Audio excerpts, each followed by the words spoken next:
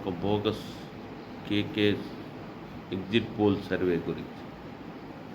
వాడు చెప్పిందంతా ఒక లాజిక్గా నెంబర్ వేసి పారేసి. కాకపోతే లాస్ట్ టైం చేసింది సర్వేనే, ఈ సంవత్సరం చేసింది, ఈసారి చేసింది సర్వే కాదు, ఒక లాజిక్ వేసి. అదేంటంటే బీజేపీకి 7, వైసీపీకి 14, జనసేనకి 21. ఇది 7తో కూడిన లెక్క. అట్నే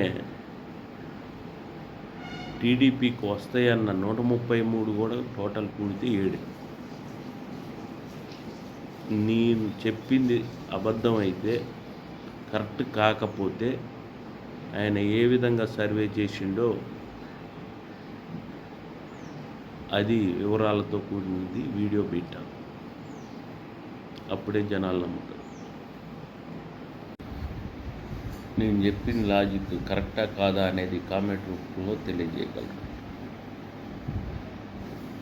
బాయ్.